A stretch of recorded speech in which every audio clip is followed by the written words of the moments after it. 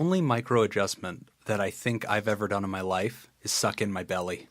That's the only one. I don't flick my hair. I just... Okay, but your hair is not flickable. Come on. Oh, come on. I have flickable hair, Nick. It's a helmet. Well, yes, it must be because it's so thick. Right. These are the... So you're saying if she's... Okay, but hold on. The writer...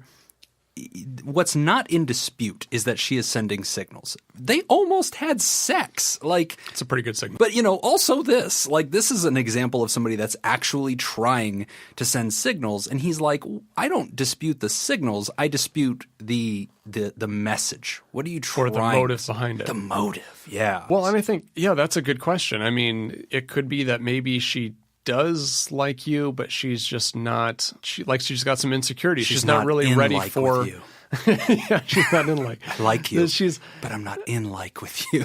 Yeah, that's a thing. That's exactly what I was saying. Yeah, but like she's got some insecurities and she's not ready for a relationship, which kind of makes sense in the sense that like when I pursue her, she backs off. Yeah. When I back off, she seems more interested and pursues me. Yeah. Almost kind of like one of those things where it's like, oh, I really like this guy. But then as the relationship builds, it's like, point. Ooh, now I'm kind of getting scared. He's kind of getting drawn in. That's okay. So I want to take the position that she's toying with him. But if I were to give her the benefit of the doubt and say, no, she's authentically not manipulating, she's just adjusting to what she senses, I think Nick's onto something here. Because that is generally true. For women, one of the ways that they evaluate, and this is going to sound so psychology babble, but whatever, I'm going to have fun with it.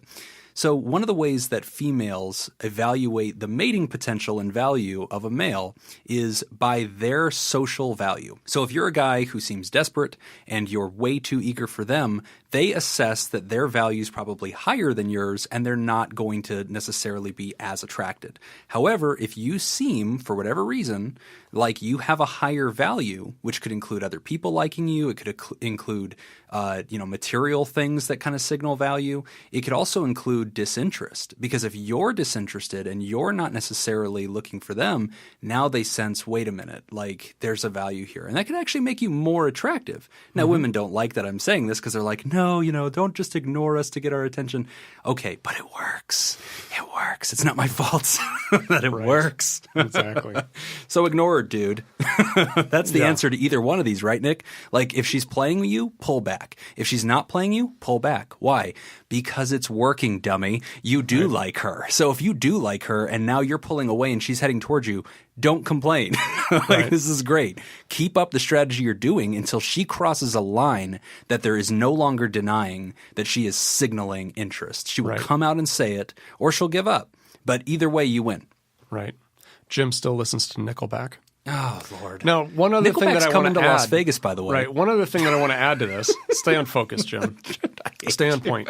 So one thing that I want to add, though, too, is that even if she's not toying with you, even if she really likes you, either way, be careful. Yeah. Because either way it goes, it seems to me like there could be some risk involved in this because she does like you, but she's not very secure in a relationship. That could be risky. Yeah. Or she doesn't really like you and some signs are being misread. Maybe. Or she has very poor boundaries. She sees you as a friend, but has very poor boundaries. Maybe. In either of those situations, just be careful. Okay, yes. So, yes, be careful. Disclaimer. Gosh, that's such a medical professional thing you just did. Disclaimer alert. Fine. Well, I don't want to get sued. I don't want to get sued either. But I would say keep doing what you're doing. It's working. Just continue to be cold. Don't be mean. Don't cross that threshold. But continue to be colder. Kind of ignore. And you know what? If you really want to test Jim's theory, here's how you can test it. Do what's called a neg. Nick, are you familiar with the negging? God, yep. Yeah. Do a neg. And so a neg is this. Be slightly playfully insulting. Don't be mean. Don't actually say something harmful, but slightly playfully insulting. That's sort of passive aggressive. And then just kind of let that lie and see what she does. And if she starts coming nearer to you, drawing nearer to you, trying to get your attention, looking for affirmation from you, she likes you. And she's trying. And I'm sad that this is the reality, Nick. I don't own the responsibility of the dysfunctionalness of men and women. But the reality is this. When little boys like little girls girls, they pull their hair and like, they neg them a little bit. And for some reason, a lot of little girls are kind of responsive to that. And they kind of like, oh, this guy, he doesn't like me. He's kind of mean to me. I'll win him over or something to that effect. And if they actually care about his affirmation, they seek it. And so round and round the world goes, I'm sorry, but this is the way humans are. I don't know why we're designed this way, but try that out and see if it works. Okay. And address your hate mail to Nick. Nope, I had nothing to do with that. Podtherapy.net. Yeah, send it to that. Because yeah, that's not our email. That's not even your email. Go ahead. All right, Nick, can I read the next one? Please do.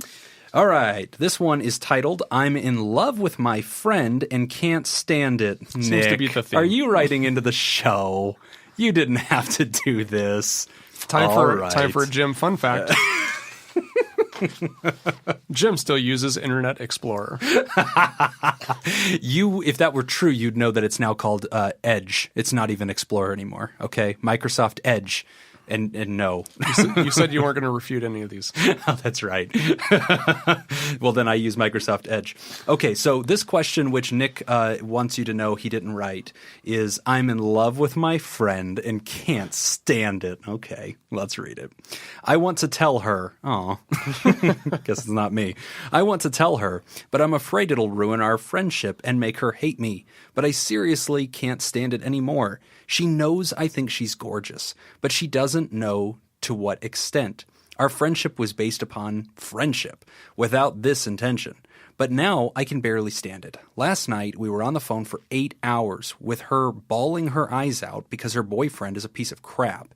And I thought it was my time to tell her, but her boyfriend decided to leave the house party he was at and text her. So she just hung up and started talking to him, and now everything's normal for her.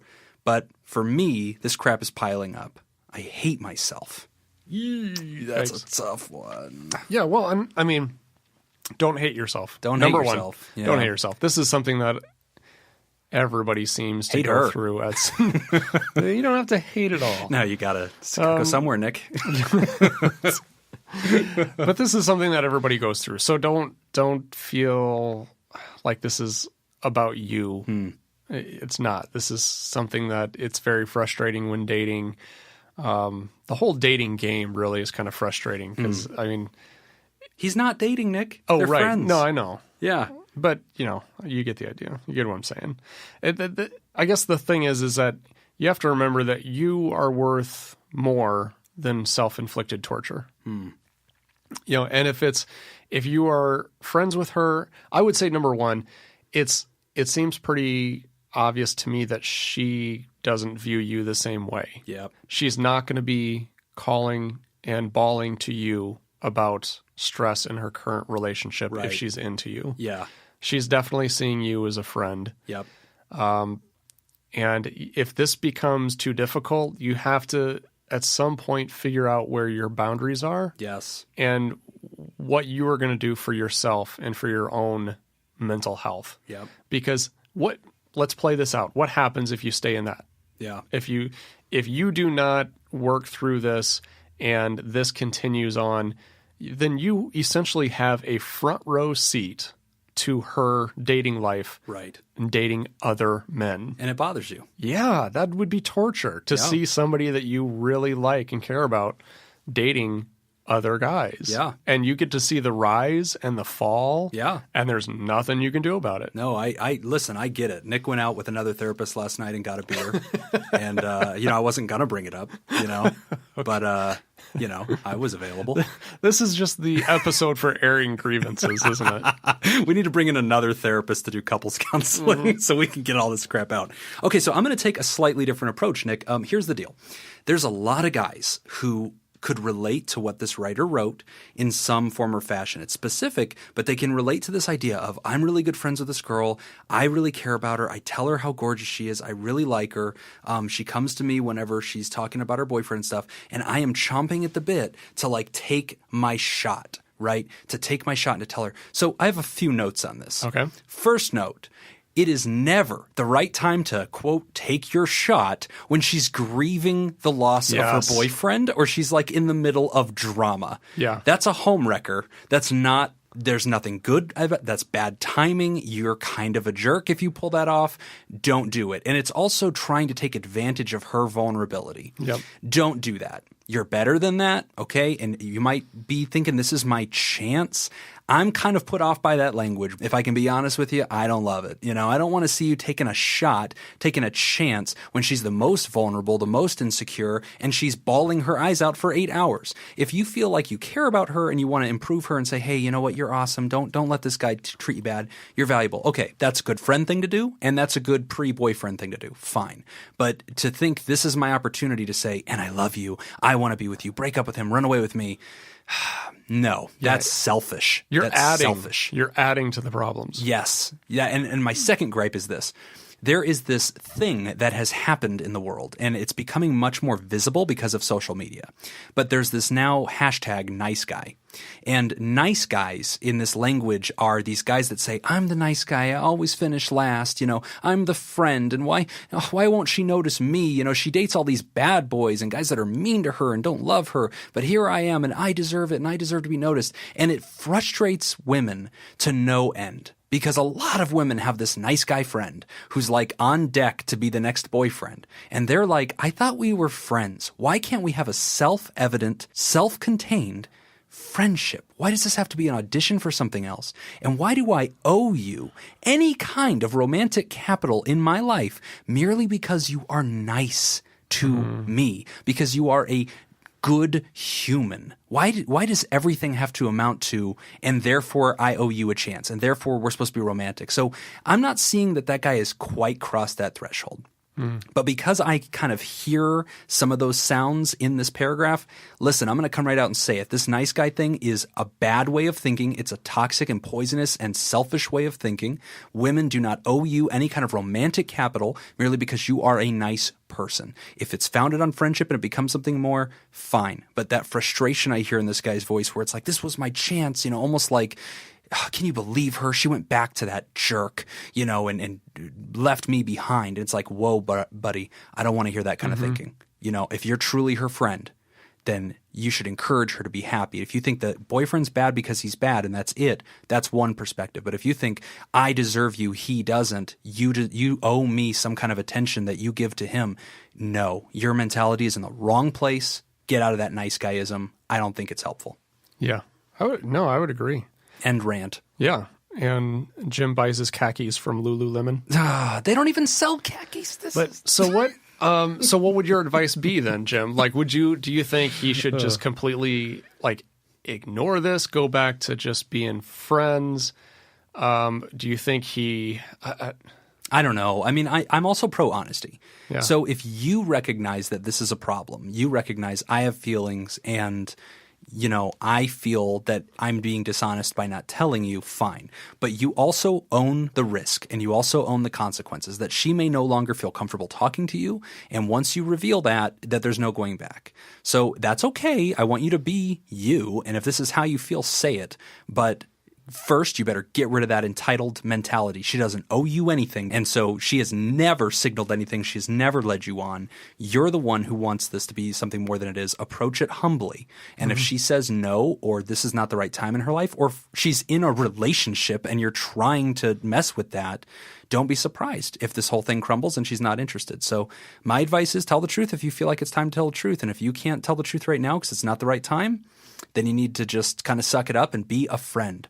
But be one thing. Don't try to be two things. Right. Don't be a friend and a pre-boyfriend. Yeah. Yeah, absolutely. Okay. Very good advice. Thank you. I am a therapist. When you choose to be. Yeah. All right, Nick. So this next one is not about you and being secretly in love with me. This one is titled, Landed My Dream Job and My Husband Stopped Working. I'm a 30-year-old woman, no kids. My husband and I have been married for 8 years, and we've always shared finances. About 4 months ago, I came into a job where I make six-figure income, and my husband, who hated his job, quit it to figure out what else he wanted to do. Problem is, 4 months have gone by, and he has yet to figure anything out, or even attempt to figure anything out. Although I'm aware that I've won the lottery with a great income working from home, I try to be really understanding of his feelings and not push him. but I really am unhappy with our dynamic. I don't care how much he makes or what he does, but I'm a very active person. I volunteer and I work a part-time gig on top of my job. It bothers me that he does so little. On top of that, I pay a lot of attention to the national and